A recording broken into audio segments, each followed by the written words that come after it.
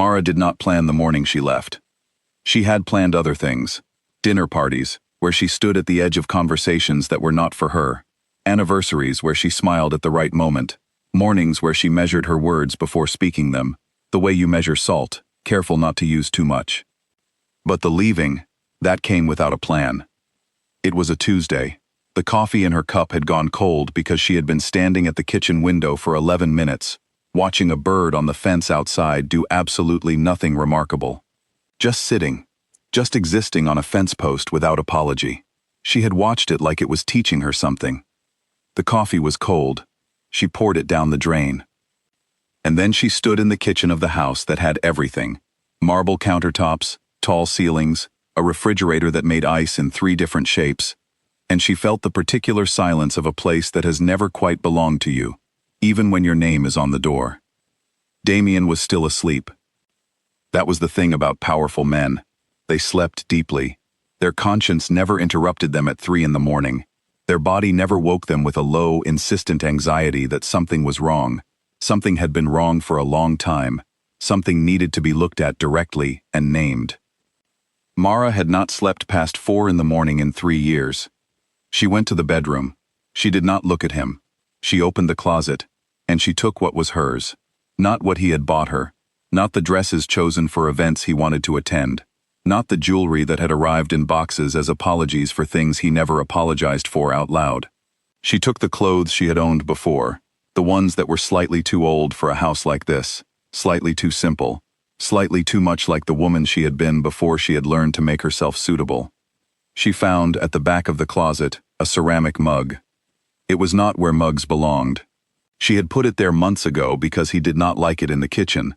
It was plain white, a little chipped on the handle, and she had bought it with the first paycheck from her first real job, 11 years ago, and she had been proud of that paycheck in a way that still lived somewhere inside her body. She stood in front of that closet for 4 full minutes. She was not thinking about Damien. She was thinking about the girl who had bought that mug, the one who had held it in a tiny apartment where the heating was unreliable and the view was a parking lot, and everything felt entirely, completely, perfectly her own. She took the mug. She packed 1 bag. It was not a large bag. She did not pack a large bag because she was not running. Running is what people do when they are afraid. She was not afraid. She was finished. Those are different things. She walked through the house once. Not to remember it. She did not need to remember it. She had spent 4 years memorizing every silence in it, every room where she had made herself smaller to fit, every doorway she had learned to pass through without taking up too much space. The house was already inside her, the way things you survived always live inside you after. She walked through it to close the chapter properly. She reached the front door. Behind her, not immediately, not in the first 5 seconds, something began. It started low, a sound that was not quite a sound yet, a grief pulling itself up from some deep place in the man still asleep in the bedroom. She heard it begin. She heard it the way you hear weather starting on the other side of a mountain. She did not slow down. She closed the door behind her. Not hard, gently, the way you finish a sentence that has gone on too long. People would talk about Damien's grief the way they talked about natural disasters, with a kind of awe, a kind of reverence, as if the scale of his suffering was itself a proof of something magnificent. He stopped eating. He stopped sleeping. He stood on the balcony of that large, expensive house, and the sound that came from him was something the neighbors described in different ways afterward. Some said it was like a man crying. Others said it was something older than that, something animal, something that seemed to come from the ground itself. The moon, some said, did not rise correctly that night. Whether that is true or not is beside the point. The moon has always been a witness, and some griefs, the loud ones, the ones that fill a room and then spill into the street, have never quite deserved the witness they demand. People said, he must have loved her so much. People said, look at how deeply he feels. People counted his sleepless nights. People counted the meals he did not eat, the meetings he did not attend, the way he sat in the kitchen with 2 cups, one for him, one that was never filled, as though grief were a performance that required props. No one counted the nights before. No one counted the 4 years of them, the quiet Tuesday dinners, where Mara said something, and it was talked over before it finished landing. The slow months where her handwriting, which had always been loose and sprawling and entirely her own, became small and upright, as though even her letters had learned to take up less space. The mornings at 4, 5, 6, where she lay awake next to a man who slept like someone with nothing unfinished, and she stared at the ceiling and did the arithmetic of her own life. No one counts the ordinary erosion. They only count the flood. Mara was in a different city by the time the sun went down. She had taken a train. She had sat in a window seat and watched the landscape go from city to open country and back to city again. And she had not cried. Not yet. Not there. Not in public. Not about him. There was time for that. She knew herself well enough to know the crying would come on its own schedule, when her body decided she was somewhere safe enough to do it. She found a room. It was small. The bed took up most of the space. The window looked out on an ordinary street, a bakery, a bus stop, a woman walking a very old dog with great patience and affection. Mara stood at that window for a long time, not watching anything in particular, which was different from watching nothing. She was watching everything. She was watching the world doing its ordinary work. She was hungry. This was a notable thing. She had forgotten, over the last several years, what her own hunger felt like when she was the only one deciding what to do about it. When she ate in Damien's house, she ate what the house served, in the way the house served it, at the time the house decided eating happened. Her own hunger had become a quiet, patient thing, something she acknowledged and then asked to wait. She went out. She found a small restaurant on the corner, the kind with paper menus and a specials board written in chalk. She sat at a table by herself. She ordered what she wanted. When it arrived, she ate it slowly, and she tasted every part of it, and at some point she realized she was sitting with both elbows on the table, which he had always considered graceless, and she did not move them. She sat with both elbows on the table, and she ate her dinner, and she was not graceless. She was just eating. On the train back to her room, she allowed herself, for the first time, to think about him directly. Not with anger. Anger would have been a clean thing, and this was not a clean thing. What she had was more complicated. She understood him. That was the difficulty. She understood exactly what he was, exactly what he had cost her, exactly how he had managed to do it without ever being what anyone would call deliberately cruel. He had simply been himself, at full volume, and she had gradually turned herself down to make room for the sound of him.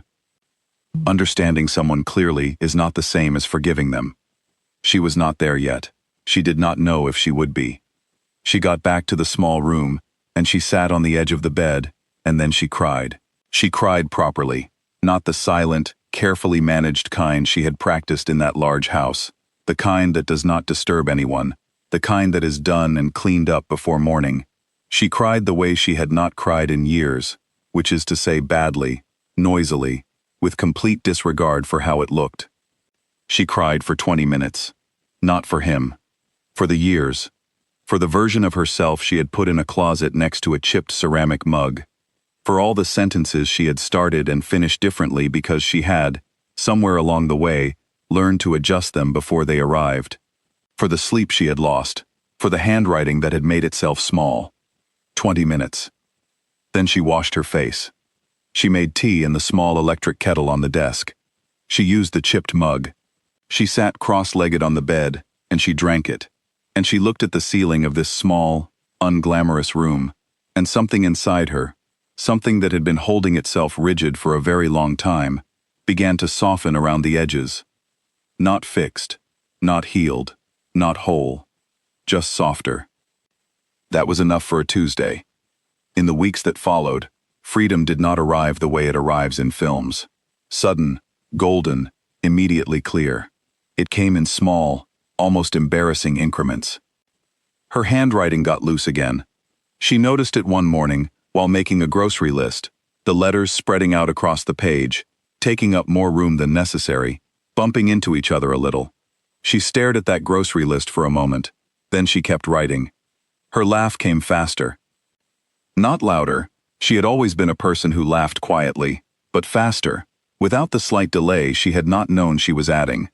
The moment something struck her as funny, the laugh arrived, and there was no small pause in between where she checked whether this was the right moment to find something funny. Her opinions came before she could stop them. This was the strangest one. She would be in a conversation, and something would happen in her mouth, a thought, a disagreement, a preference, and it would just come out, fully formed, without the prior editing, without the pass where she asked herself if this opinion was suitable, if it would take up too much space, if it was worth the particular atmosphere it might create. Just the opinion, out loud, belonging entirely to her. She took a class. She had wanted to take this class for 6 years. It met on Wednesday evenings in a room above a bookshop, and it was full of strangers who did not know anything about who she had been or who she had been with, which meant she could simply be whoever she was right now, in this room, on this Wednesday, with these people who were also trying to learn something. She called her sister. Her sister, who had been careful for 4 years, who had watched and waited, and never once said the thing she was clearly thinking, answered on the second ring, and said simply, "There you are." Just that. There you are. As though Mara had briefly stepped out of a room and now stepped back in, and the room had been waiting with ordinary patience. The moon, eventually, rose again. It did not rise for Damien.